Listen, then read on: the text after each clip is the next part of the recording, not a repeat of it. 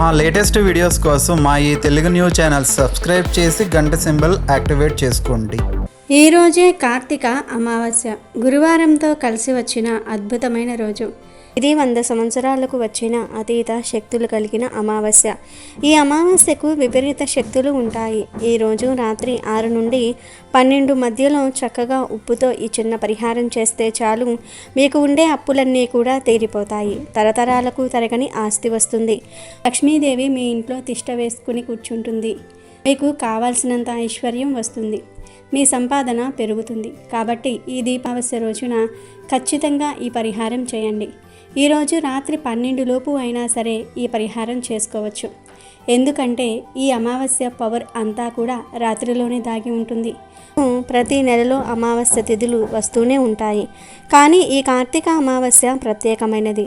సంవత్సరంలోని 12 అమావాస్యలలో ఈ కార్తీక అమావాస్య శక్తివంతమైనది. అన్ని అమావాస్యల్లోకెల్లా కార్తీక అమావాస్య శక్తివంతమైనదని శ్రీకృష్ణుడు అర్జునుడికి ఒకసారి చెప్పాడు. రోజు చేసే పూజలకు పరిహారాలకు ఎక్కువ ఫలితాలు వస్తూ ఉంటాయి. కోట్లు సంపాదించే ఫలితాలు వస్తాయి. కనుక అందరూ ఈ అమావాస్య రోజున ఉప్పుతో ఈ పరిహారాన్ని చేయండి. ఈ పరిహారానికి ఇంట్లో ఆల్రెడీ ఉన్న ఉప్పును వాడకూడదు. ఫ్రెష్గా ఈ అమావాస్య రోజు ఒక 20 రూపాయలు పెట్టి గల్లులుప్పు ప్యాకెట్ కొని తెచ్చుకోండి.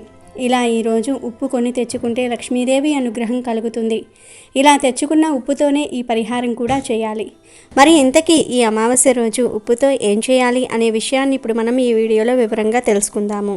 కన్నా ముందు ఏ కథను వింటే మనకు సకల ఐశ్వర్యాలు కలిగి మోక్షం కలుగుతుందో ఆ కథను విందాం. ఫ్రెండ్స్, ఫస్ట్ అయితే కామెంట్ బాక్స్లో జై శ్రీరామ్ అని కామెంట్ చేయండి. అలాగే ఈ వీడియోకి ఒక లైక్ కొట్టి మాకు సపోర్ట్ చేయండి. ఒక రాజ్యంలో ఒక రాజు ఒక రాణి ఉండేవారు. ఆయనకు 2 కుమార్తెలు 2 కుమారులు ఉన్నారు. ఒక కుమార్తె పేరు అమావాస్య, మరొక కుమార్తె పేరు పౌర్ణమి. పౌర్ణమి చాలా భక్తి కలిగి ఉండేది. ఎప్పుడూ కూడా గోవులకు సేవలను చేస్తూ ఉండేది. తానే అన్ని పనులను చేసేది. అమావాస్య మాత్రం ఎప్పుడూ కూడా ఏ పూజలు చేయడానికి ఆసక్తి చూపించేది కాదు. ఆమె ఎప్పుడూ కూడా దైవ ప్రార్థన చేయలేదు. అమావాస్య ఏ పని కూడా చేసేది కాదు. కానీ అక్కా చెల్లెళ్ళు ఇద్దరికీ మాత్రము ఒకరంటే ఒకరు చాలా ఇష్టంగా ఉండేవారు. కానీ పూర్ణిమ అంటే రాజుకు రాణికి అంత ఇష్టం ఉండేది కాదు. వారిద్దరూ కూడా అమావాస్యని ఎక్కువగా ప్రేమగా చూసేవారు.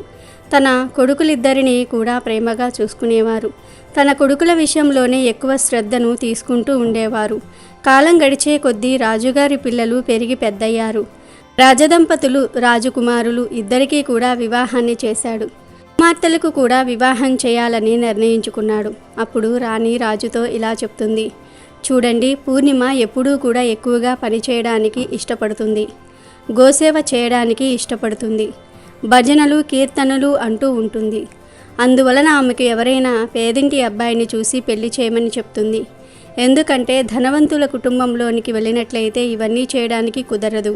కాబట్టి మనం పౌర్ణమిని పేద ఇంటికి పంపిద్దాం అంటుంది. దానికి రాజు కూడా సరే అని చెప్పి సంబంధాలు వెతకటం మొదలుపెట్టాడు. చివరికి రాజు పూర్ణిమకు ఒక పేదింటి అబ్బాయితో వివాహాన్ని ఖాయం చేశాడు. ఇక ఇప్పుడు రాణి ఇలా అంటుంది, మహారాజా, అమావాస్యకు కూడా మనము వివాహాన్ని చేద్దాము. అక్కా చెల్లెళ్ళు ఇద్దరికీ కలిపి పెళ్లి చేయండి అని చెప్పింది.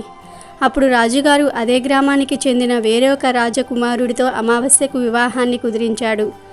రాజు రాణికి అమావాస్యకు రాజకుమారుడితో వివాహం కుదిరిందని చెప్పగానే చాలా సంతోషించి, అప్పుడు ఆమె మనసులో ఎలా అనుకుంటుంది, పేద ఇంట్లో పూర్ణిమ ఎలా ఉంటుందో ఇప్పుడు చూస్తాను. ఆమె ఎప్పుడూ పూజలు పూజలు అంటూ ఉంటుంది. ఆమెకు దేవుడు ఎలా సహాయం చేస్తాడో చూద్దాము అని అనుకుంటుంది. సమయం రాగానే రాజుగారు తన 2 కుమార్తెలకు కూడా వివాహాన్ని చేశాడు. అమావాస్యకు చాలా సంపదను కూడా ఇచ్చాడు. కానీ పూర్ణిమకు మాత్రము ఏమీ ఇవ్వలేదు. వారి సోదరులు అమావాస్యను మరియు పూర్ణిమను చాలా ప్రేమగా చూసుకుంటూ ఉండేవారు. కానీ అమావాస్య మాత్రము వదినగార్లపై ఎప్పుడూ కూడా పెత్తనాన్ని చలాయిస్తూ ఉండేది. పౌర్ణమి మాత్రం ప్రతి పనిలోనూ కూడా వాళ్లకు సహాయాన్ని చేస్తూ ఉండేది. పెళ్ళయ్యాక అమావాస్య పూర్ణిమ ఇద్దరూ కూడా తమ అత్తగారింటికి వెళ్ళిపోయారు. ఒకసారి అమావాస్య తమ ఇంట్లో శివ పూజను ఏర్పాటు చేసుకుంది. ఆ పూజకు ఊర్లో అందరినీ పిలిచింది. కానీ తన సోదరి పౌర్ణమిని మాత్రం పిలవలేదు. పౌర్ణమి తన ఇంటి గుమ్మం దగ్గరే కూర్చుని ఉంది. అప్పుడు కొందరు ఆడవాళ్ళు పౌర్ణమితో, మీ చెల్లెలు ఇంట్లో ఈరోజు ఈశ్వర పూజ జరుగుతోంది, నువ్వు రావా అని అడిగారు. అప్పుడు పౌర్ణమి ఇలా చెప్తుంది, మా చెల్లి నన్ను పిలవలేదు, నేను ఎలా వెళ్ళను అని అంటుంది. అప్పుడు ఆ మహిళలు, దైవ పూజ జరుగుతున్నప్పుడు ఎవరూ పిలవాలని ఏమీ లేదు, ఎవరైనా సరే వెళ్ళవచ్చు, అందువలన నువ్వు కూడా మాతో రమ్మని పిలిచారు. దాంతో పౌర్ణమి ఆ పూజకు వెళ్ళింది. అమావాస్య పౌర్ణమిని చూసి, నేను నిన్ను పిలవలేదు కదా, నా ఇంటికి ఎందుకు వచ్చావు అని కోపంగా అడుగుతుంది. వస్తే వచ్చావు కానీ నిశ్శబ్దంగా ఒక చోట కూర్చుని ఉండు, అటూ ఇటూ తిరగకు అని చెప్పింది. పౌర్ణమి పేదరికం గురించి ఎగతాళి చేసింది. పూర్ణిమ కళ్ళల్లో నుండి నీళ్లు ప్రవహించాయి. ఆమె శివుణ్ణి ప్రార్థించటం ప్రారంభించింది. ఓ మహాదేవ, నువ్వు నా పట్ల ఎప్పుడు దయ చూపిస్తావు? నేను చేసిన తప్పేమిటి? పూజలు చేయటం నా తప్ప, పని చేయటం నా తప్ప, దేవుడు ఎప్పుడు నన్ను కరుణిస్తాడు అనుకుంటూ ఆమె దేవుణ్ణి వేడుకుంటూనే ఉంది. ఆ శివ పూజ మొత్తం కూడా పూర్తయిపోయింది. అమావాస్య అందరికీ కూడా ప్రసాదాన్ని ఇచ్చింది, కానీ పౌర్ణమికి మాత్రం ఏమీ ఇవ్వలేదు. దాంతో పౌర్ణమి అక్కడి నుండి తిరిగి వచ్చేసింది. ఆమె దారిలో ఇలా అనుకుంటుంది, నేను ఇప్పుడు ప్రసాదాన్ని తీసుకొని వెళ్లకుండా ఇంటికి వెళ్ళినట్లయితే నా పిల్లలు ప్రసాదాన్ని అడుగుతారు, అప్పుడు నేను వారికి ఏ సమాధానం చెప్పాలి అని బాధపడింది. తర్వాత ఆమె అన్నా వదినల దగ్గరకు వెళ్ళాలి అని అనుకుంది. ఇంటికి వెళ్ళి తన భర్తలో పిల్లలతో అన్నగారి ఇంటికి వెళ్ళి వస్తాను అని చెప్పి అన్నగారింటికి బయలుదేరింది. పౌర్ణమి అలా నడుచుకుంటూ వెళ్తూ ఉండగా దారిలో ఒక తులసి చెట్టు కనిపించింది. అక్కడ ఒక వృద్ధురాలు కూర్చుని ఉంది. ఆ ముసలి ఆవిడ పౌర్ణమిని ఆపి, అమ్మ, నువ్వు ఎవరు, ఎక్కడికి వెళ్తున్నావు అని అడిగింది. ఆమె అడిగిన ప్రశ్నలకు పూర్ణిమ తన గురించి ఇలా వివరణ ఇచ్చింది. తనను తను పరిచయం చేసుకుంది. అప్పుడు ఆ ముసలి తల్లి ఇలా అంటుంది, అమ్మా చూడు, ఈ తులసి మొక్క ఎండిపోతుంది, అందులో కొద్దిగా నీటిని పొయ్యమని చెప్పి ఇక్కడ ప్రదేశాన్ని అంతా కూడా శుభ్రం చేయమని చెప్పింది. తనకు స్నానానికి నీళ్లు కూడా తోడమని చెప్పింది. పౌర్ణమి దయతో సరే అని చెప్పి ఆ ప్రదేశాన్నంతా కూడా శుభ్రం చేసింది. ముసలి అవ్వ స్నానం చేయడానికి నీటిని కూడా ఏర్పాటు చేసింది. ఆమె పాదాలను నొక్కింది. అన్ని పనులు అయిపోయిన తర్వాత, వేరే ఏమైనా పని ఉందా అమ్మా అని అడిగింది. ఏమీ లేదని చెప్పి ఆమె పౌర్ణమికి తన ఆశీర్వాదాలను ఇచ్చింది. పౌర్ణమి ఇంకొద్దిగా ముందుకు వెళ్ళింది. ఇంకొంచెం ముందుకు వెళ్ళేసరికి తనకు ఒక గుడి కనిపించింది. ఆ గుడి దగ్గర ఒక సాధువు కూర్చుని ఉన్నాడు. ఆ సాధువు మరెవరో కాదు, దేవుళ్ళకే దేవుడు మహాదేవుడే అక్కడ కూర్చుని ఉన్నాడు. ఆయన పౌర్ణమిని ఆపి ఇలా అడుగుతాడు, తల్లి, నువ్వు ఎవరు, ఎక్కడికి వెళ్తున్నావు అని అడిగాడు. పౌర్ణమి తన గురించి వివరణ ఇచ్చి, నేను మా అన్నా వదినల దగ్గరకు వెళ్తున్నాను అని చెప్పింది. అప్పుడు ఆ ముసలి బాబా వేషంలో ఉన్న పరమేశ్వరుడు, తల్లి, ఈ గుడిని కొద్దిగా శుభ్రం చేస్తావా అని అడిగాడు. దానికి పౌర్ణమి సరే చేస్తాను అని చెప్పి ఆ గుడిని శుభ్రం చేసింది. ఇంకా ఆ సాధువుకు కూడా సేవలు చేసింది. అప్పుడు పరమేశ్వరుడు రూపంలో ఉన్న ఆ సాధువు పౌర్ణమికి ఆశీర్వాదాలు ఇచ్చారు. ఆమె ఇంకొద్దిగా ముందుకు వెళ్ళింది. ఇంకొంచెం ముందుకు వెళ్ళేసరికి అక్కడ కాళీమాత ఆలయం కనిపించింది. తను ఆ కాళీమాత గుడి దగ్గరకు వెళ్ళేసరికి అక్కడ ఒక ముసలి అవ్వ కనిపించింది. ఆమె పౌర్ణమిని పిలిచి, చూడమ్మా, ప్రతి ఒక్కరూ కూడా గుడికి వస్తున్నారు, వెళ్ళిపోతూ ఉన్నారు, కానీ ఎవ్వరూ ఈ గుడిని శుభ్రం చేయటం లేదు. చూడు ఎంత మురికిగా ఉందో, కాస్త ఈ గుడిని శుభ్రం చేస్తావా అని అడిగింది. దానికి పౌర్ణమి సరే అమ్మా, అలాగే చేస్తాను అని చెప్పి తన గుడిని మొత్తం కూడా శుభ్రం చేసింది. శుభ్రం చేసి కాళీమాతకు పూజలు చేసుకుంది. పూజలు చేసుకుని ఆమె మళ్ళీ బయలుదేరింది. ఇంకొద్దిగా ముందుకు వెళ్ళేసరికి ఒక నది వచ్చింది. ఆ నది దగ్గర ఒక ముసలి అవ్వ కూర్చుని ఉంది. ఆ ముసలి అవ్వ రూపంలో ఉన్నది మరెవరో కాదు, ఆమె గంగామాత. గంగామాత పౌర్ణమితో ఇలా చెప్తోంది, చూడు తల్లి, ప్రతి ఒక్కరూ కూడా ఈ నదిలోనికి దిగి స్నానం చేస్తున్నారు, వెళ్ళిపోతూ ఉన్నారు. ఇక్కడ అంతా కూడా చాలా మురికిగా ఉంది. పైన ప్రదేశం అంతా కూడా చాలా మురికిగా చేశారు. చెత్తంతా పేరుకుపోయింది. ఇదంతా శుభ్రం చేస్తావా అని అడిగింది. దానికి పౌర్ణమి అలాగే చేస్తాను అని చెప్పి ఆ ప్రదేశాన్నంతా కూడా శుభ్రం చేసింది. శుభ్రం చేసిన తర్వాత అక్కడే ఉన్న నావలో కూర్చుని తను ఆ నావ దాటి అవతల వద్దకు వెళ్ళి తన అన్న ఇంటికి వెళ్ళింది. అన్నా వదిన గార్ల ఇంటికి వెళ్ళేసరికి పౌర్ణమి రాకకు వారు చాలా సంతోషపడ్డారు. ఆ రోజంతా కూడా వారు పౌర్ణమితో మంచిగా కబుర్లు చెప్పుకుంటూ ఉన్నారు. రాత్రి అయింది. పౌర్ణమి వాళ్ళ ఇంట్లోనే నిద్రపోయింది.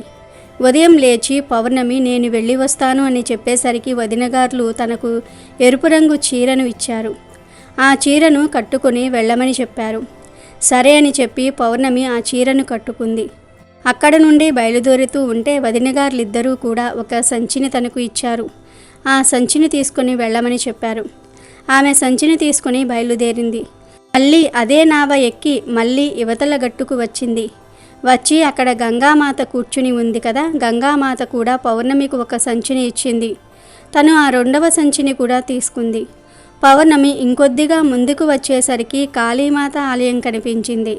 అక్కడ ఉన్న ముసలి అవ్వ కూడా పౌర్ణమికి ఇంకొక సంచిని ఇచ్చింది. ఆ సంచిని కూడా తీసుకొని పౌర్ణమి ఇంకా ముందుకు బయలుదేరింది.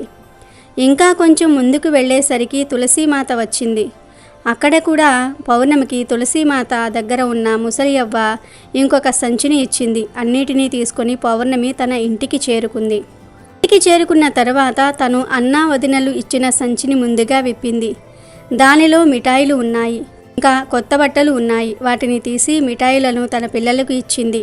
కొత్త బట్టలను తన పిల్లలకు ఇచ్చింది. తర్వాత గంగామాత ఇచ్చిన సంచిని తెరిచింది. ఆ సంచి నిండా కూడా బంగారంతో నిండి ఉంది. అది చూసి పౌర్ణమి చాలా ఆశ్చర్యపోయింది. తర్వాత ఆమె కాళీమాత దగ్గర ఉన్న అవ్వ ఇచ్చిన సంచిని తెరిచేసరికి అది కూడా ధనధాన్యాలతో నిండి ఉంది. తర్వాత పరమేశ్వరుడు ఇచ్చిన సంచిని, తులసిమాత ఇచ్చిన సంచిని తీసేసరికి వాటన్నిటి నిండా కూడా ధనధాన్యాలు ఉన్నాయి. పౌర్ణమి చాలా సంతోషపడింది. తన పేదరికం పోయిందని ఎంతో ఆనందించింది. ఇప్పుడు తన ఇంట్లో ఎటువంటి లోటు కూడా లేదు. తను చాలా సంతోషంగా జీవిస్తుంది. కొన్ని రోజులు గడిచిన తర్వాత పౌర్ణమి ఇంట్లో శివపూజను ఏర్పాటు చేసుకోవాలి అని అనుకుంది. అనుకున్నదే తడవుగా తను శివపూజను ఏర్పాటు చేసుకుంది. ఏర్పాటు చేసుకుని అమావాస్యను కూడా తన ఇంటికి పిలిచింది. అప్పుడు ఊళ్ళోని ఆడవాళ్ళందరూ కూడా శివపూజలో పాల్గొనడానికి వచ్చారు. అమావాస్య కూడా వచ్చింది. అమావాస్య పౌర్ణమిని చూసి నీకు ఇంత ధనం ఎలా వచ్చింది అని అడిగింది. అప్పుడు పౌర్ణమి, నేను మీ ఇంటికి వచ్చినప్పుడు నువ్వు ప్రసాదాన్ని ఇవ్వలేదు. నేను అదే బెంగలో అన్నా వదినల దగ్గరకు వెళ్దామని బయలుదేరాను అని జరిగిన విషయాన్నంతా కూడా అమావాస్యకు చెప్పింది. అప్పుడు అమావాస్య పౌర్ణమితో, నువ్వు నాకు కూడా ప్రసాదాన్ని ఇవ్వకు, నేను కూడా అలానే వెళతాను అని చెప్పింది. కానీ పౌర్ణమి మాత్రం, నేను ప్రసాదాన్ని ఎందుకు ఇవ్వకుండా ఉంటాను? ప్రసాదము అందరికీ పంచాలి, అందువలన నేను ప్రసాదాన్ని అందరికీ పెడతాను అని చెప్పింది. కానీ అమావాస్య వినకుండా ఆ ప్రసాదాన్ని తీసుకోకుండానే తను బయలుదేరింది. అమావాస్య బయలుదేరిన తర్వాత తనకు మొదటిగా తులసి చెట్టు వద్ద ఉన్న ముసలి అవ్వ కనిపించింది. ఆ అవ్వ అమావాస్యతో ఇలా అంటుంది, అమ్మాయి, తులసి చెట్టుకు చాలా రోజుల నుండి నీళ్లు లేవు. ఆ ప్రదేశం అంతా కూడా చాలా మురికిగా ఉంది. నువ్వు శుభ్రం చేస్తావా అని అడిగింది. దానికి అమావాస్య, ఓ అవ్వ, ఏం మాట్లాడుతున్నావు? నన్ను చూసావా నువ్వు? నేను ఈ పనులన్నీ చేసినట్లయితే నా బట్టలన్నీ కూడా మురికి అయిపోతాయి. అందువలన నేను అవేమీ చెయ్యను అని చెప్పి తను అక్కడి నుండి ముందుకు వెళ్ళిపోయింది. ముందుకు వెళ్ళేసరికి తనకు పరమేశ్వరుడు కనిపించాడు. సాధువు రూపంలో ఉన్న పరమేశ్వరుడి గుడిని శుభ్రం చేయమని అడిగితే అదే సమాధానాన్ని చెప్పింది అమావాస్య. తను కాళీమాతకు, గంగామాతకు, అందరికీ కూడా అదే సమాధానాన్ని చెప్పింది. చెప్పి తన నావను దాటి తన అన్నా వదినల ఇంటికి వెళ్ళింది. అమావాస్య రావటంతో వదినలు, ఇది ఎందుకు వచ్చింది మన ఇంటికి అని అనుకుంటున్నారు. సరే అని చెప్పి అమావాస్య ఆ రోజుకు అక్కడే ఉంది. మరుసటి రోజు ఉదయాన్నే నేను బయలుదేరుతున్నాను అని చెప్పేసరికి అన్నా వదినలు సరే వెళ్ళి రమ్మని అంటారు. అప్పుడు అమావాస్య, అదేంటి నన్ను వెళ్ళిపోమంటున్నారా? పౌర్ణమి వచ్చినప్పుడు పౌర్ణమికి మీరు సంచిని ఇచ్చి పంపించారు, మరి నాకు ఏమీ ఇవ్వరా అని అడిగింది. అలా అడిగేసరికి వదినలు, అమ్మా, సంచి నీ ఇంటికి పంపిస్తాము, నువ్వు వెళ్ళిపో అని అంటారు. అమావాస్య మళ్ళీ నదిని దాటి గంగామాత దగ్గరకు వచ్చింది. గంగామాతను కూడా నేను వెళ్తున్నాను అని చెప్పింది. ఆమె కూడా సరే వెళ్ళు అని అనేసరికి నాకు సంచిని ఇవ్వరా అని అడిగింది. నీ ఇంటికి వస్తుంది, వెళ్ళిపోమ్మని చెప్పింది అవ్వ. కాళీమాత, పరమేశ్వరుడు, తులసీమాత కూడా సంచి నీ ఇంటికి వస్తుంది, వెళ్ళిపో అని చెప్తారు. అమావాస్య ఇంటికి చేరుకునేసరికి తన ప్రాంగణంలో 5 సంచులు ఉన్నాయి. అమావాస్య ఆ 5 సంచులు తెరచి చూసేసరికి మట్టితోనూ రాళ్లతోనూ పాములు తేళ్లతోనూ నిండి ఉన్నాయి. అవి బయటికి వచ్చి తన ఆస్తిని తినేశాయి. అమావాస్యకు బుద్ధి వచ్చింది. అప్పుడు తను దేవుడా, భగవంతుడా, నన్ను కాపాడమంటూ వేడుకుంటూ ఉంది. అప్పుడే పౌర్ణమి అక్కడకు వచ్చింది. అప్పుడు అమావాస్య పౌర్ణమితో, నీకు సమస్తమైన సుఖాలు లభించాయి, కానీ నాకు ఏమీ లభించలేదు, ఎందుకు అని అడిగింది. దానికి పౌర్ణమి, నేను అందరితో చాలా మంచిగా ప్రవర్తించాను. ఇంకా అన్నా వదినలకు నేను ఎప్పుడూ కూడా సహాయాన్ని చేస్తూనే ఉన్నా. నువ్వు వదినలకు ఎప్పుడూ ఎటువంటి సహాయాన్ని చేయలేదు. నీకు వదినలు ఎందుకు సహాయం చేస్తారు అని అడిగింది. పైగా నువ్వు దారిలో కనబడిన అవ్వలకు, సాధువుకు ఎవ్వరికీ కూడా విలువను ఇవ్వలేదు. వారు చెప్పిన ఏ మాటను కూడా నువ్వు వినలేదు. అందువలనే భగవంతుడు నీకు ఏమీ ఇవ్వలేదు అని అంటుంది. అప్పుడు అమావాస్య పౌర్ణమిని క్షమించమని అడిగింది. ఇదంతా కూడా తెలిసి తెలియకుండానే జరిగిపోయింది అని చెప్పింది. నేను కూడా భగవంతుణ్ణి ప్రార్థించి వీటన్నిటినీ పొందుతాను అని చెప్పింది. అప్పుడు పూర్ణిమ ఇలా అంటుంది, చెల్లి, నువ్వు ఎప్పుడూ కూడా ఈ 3 సూత్రాలను గుర్తుపెట్టుకో. ఈ సూత్రము అందరిపైన కూడా దయ కలిగి ఉండాలి. ప్రతిరోజు కూడా 108 సార్లు ఓం నమఃశివాయ అనే మంత్రాన్ని జపిస్తూనే ఉండు. 3వ సూత్రంగా ఎప్పుడూ ఎవరినీ కూడా బాధ పెట్టకూడదు. మంచి కర్మలనే చేస్తూ ఉండాలి. ఈ 3 సూత్రాలను ఎప్పుడూ కూడా పాటిస్తూ ఉండాలి. వాటిని ఎప్పుడూ కూడా మనసులో ఉంచుకోవాలి. నేను మంచి మనస్సుతో భగవంతుణ్ణి ప్రార్థించాను. అందరికీ కూడా సహాయాన్ని చేశాను. అందరి పనులను చేశాను. అందువలనే నాకు అన్నీ లభించాయి. నీ దగ్గర ఏమున్నాయో అవన్నీ కూడా పోగొట్టుకున్నావు అని అంది. అప్పుడు అమావాస్య బుద్ధి తెచ్చుకొని ఇంటికి వెళ్ళింది. అప్పటి నుండి ఇంట్లో పూజలు చేయటం ప్రారంభించింది. రోజు పరమేశ్వరుని క్షమాపణ అడగటం మొదలుపెట్టింది. కాబట్టి ఎప్పుడూ కూడా మంచి కర్మలను చేయాలి అనే విషయాన్ని ఈ కథ ద్వారా గ్రహించాలి. వీడియోలోకి వస్తే ఎన్నో విపరీత శక్తులు కలిగిన ఈ అమావాస్య రోజున ఉప్పుతో ఈ పరిహారం చేస్తే చాలు. మీకు ఉన్న కష్టాలు, దరిద్రాలు, అప్పుల బాధలు పోతాయి. తిరిగిలేని రాజయోగం పడుతుంది. తరతరాలకు తరగని ఐశ్వర్యం వస్తుందని శాస్త్రాలు కూడా చెప్తూ ఉన్నాయి. ఎందుకంటే ఉప్పుకు అంతటి శక్తి ఉంది. ఉప్పు లక్ష్మీదేవి స్వరూపం. ఉప్పుతో ఎటువంటి పరిహారాలు చేసినా 100కు 100% ఫలితాలు మాత్రం వస్తాయి. సాధారణంగా అందరి ఇళ్లల్లో ఉప్పు ఉండటం సహజం. ఉప్పు ఎక్కువ అయితే ముప్పు అంటూ ఉంటారు. ఉప్పుతో దిష్టి తీస్తే దుష్ట శక్తులు పోతాయని కూడా ప్రజలు నమ్ముతూ ఉంటారు. ఉప్పును వేరే వారికి డైరెక్ట్గా చేతికి ఇవ్వకూడదు. కింద పెట్టి తీసుకోమని చెప్పాలి. ఉప్పు చేతికి అందిస్తే గొడవలు జరుగుతాయని జ్యోతిష్యులు కూడా చెప్తూ ఉన్నారు. ఉప్పు సరిపడా తినకపోతే ఆరోగ్యం చెడిపోతుంది. సరిపడా ఉప్పు తినని వారికి తెలివితేటలు పెరగవంటారు డాక్టర్లు. మనకు వంటకు ఉప్పు కావాలి, ఆరోగ్యానికి ఉప్పు కావాలి. ఉప్పు పొరపాటున నేల మీద ఒలికితే అది అశుభ సూచకం అన్న నమ్మకం చాలామందిలో ఉంది. ఉప్పు ఒలికితే ఏదో చెడు జరుగుతుందని చెప్పటమే కాదు, ఒలికిన ఉప్పును ఎత్తి ఎడమ భుజం మీదుగా వెనక్కి విసిరివేయాలని, దానివల్ల కీడు తొలగిపోతుందని పెద్దలు చెప్తూ ఉంటారు. ఉప్పు సాక్షాత్తు లక్ష్మీదేవి స్వరూపం. ఉప్పు అంటే లక్ష్మీదేవికి చాలా ఇష్టం. పురాణాల ప్రకారం అమృతం కోసం చేసిన సాగర మథనం సమయంలో సముద్ర గర్భం నుంచి లక్ష్మీదేవి ఉద్భవిస్తుంది. అదే సముద్ర గర్భం నుంచి ఉప్పు కూడా తయారవుతుంది. అందుకే ఉప్పును లక్ష్మీ స్వరూపంగా భావిస్తారు. ఉప్పు వల్ల చాలా ప్రయోజనాలు కూడా ఉన్నాయి. ముఖ్యంగా దీపావళి రోజున ఉప్పుతో ఒక చిన్న పరిహారం చేసుకుంటే చాలు. సంవత్సరం అంతా కూడా ధనానికి లోటు రాకుండా ఉండేలాగా అమ్మవారు చూసుకుంటూ ఉంటారు. ధన సమస్యలు పోతాయి, కష్టాలు పోతాయి, అప్పుల బాధలు తీరిపోతాయి. ఈ రోజుల్లో చాలామంది అప్పులు చేసేసి ఆ అప్పులు తీర్చలేక బాధపడిపోతూ ఉన్నారు కదా. ఆ అప్పులు తీరి మీరు కూడా అప్పులు ఇచ్చే స్థాయికి వెళ్ళాలంటే తప్పకుండా ఈ ఉప్పు పరిహారం చేయండి. అంతేకాదు, ఈ పరిహారంతో మీకు ఉన్న దరిద్రమంతా కూడా వదిలిపోతుంది. తరతరాలకు తరగని ఐశ్వర్యం వస్తుంది. తరతరాలకు తరగని ఐశ్వర్యం అంటే డబ్బులు కట్టలు కట్టులుగా వస్తాయని కాదు.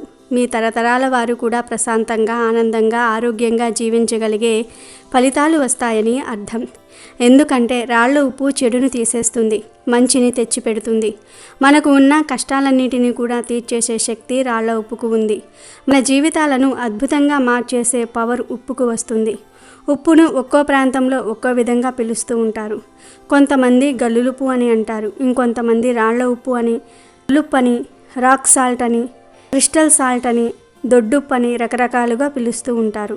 ఈ ప్రాంతాన్ని బట్టి మీరు ఎలా పిలుచుకున్నా పర్లేదు. దీపుతో ఈ పరిహారం చేయండి.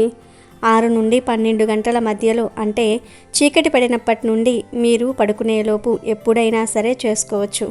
అసలేం చేయాలి అంటే ఏమీ లేదు. ఈ కార్తీక అమావాస్య రోజు చక్కగా ఒక గాజు గిన్నెను కానీ, లేదా చిన్న ఇత్తడి గిన్నెను కానీ, రాగి గిన్నెను కానీ, చెక్క గిన్నెను కానీ తీసుకొని ఆ గిన్నె నిండుగా గల్లులుప్పు వేయండి. గల్లులుప్పు వేసిన తర్వాత అందులో 7 మిరియాలను గిన్నె చుట్టూ ఇక్కడ చూపిస్తున్నట్లుగా పెట్టండి. ఆ తర్వాత ఈ ఉప్పు మధ్యలో ఒక మంచి తమలపాకును పెట్టండి. మిరియాలు చాలా శక్తివంతమైనవి. మిరియాలతో ఎటువంటి కష్టాలనైనా సరే తొలగించుకోవచ్చు. మిరియాలకు మన దశను మార్చేసే శక్తి ఉంది కనుక 7 మిరియాలను గుండ్రంగా అమర్చి ఆ మిరియాల మధ్యలో తమలపాకును పెట్టుకోవాలి. తమలపాకు కూడా చాలా మంచి ఆకు. తమలపాకులో త్రిమాతలు ఉంటారు. అందువలన తమలపాకుతో ఎటువంటి పరిహారాలు చేసినా 100కు 100% ఫలితాలు వస్తాయి. ఇలా తమలపాకు పెట్టిన తర్వాత ఆ ఆకు మీద ఒక కర్పూరం బిళ్ళను పెట్టండి. మీ దగ్గర ఉంటే పచ్చకర్పూరం పెట్టండి. పచ్చకర్పూరం లేకపోతే మామూలు కర్పూర బిళ్ళను పెట్టండి. తర్వాత ఈ ఉప్పు బౌల్ను తీసుకుని వెళ్ళి మీ పూజా మందిరంలో లక్ష్మీదేవి ఫోటో పక్కన అడ్డం లేకుండా ఒక సైడ్కు పెట్టుకోండి. అలా పెట్టుకున్న తర్వాత కర్పూరం బిళ్ళను హారతితో వెలిగించండి.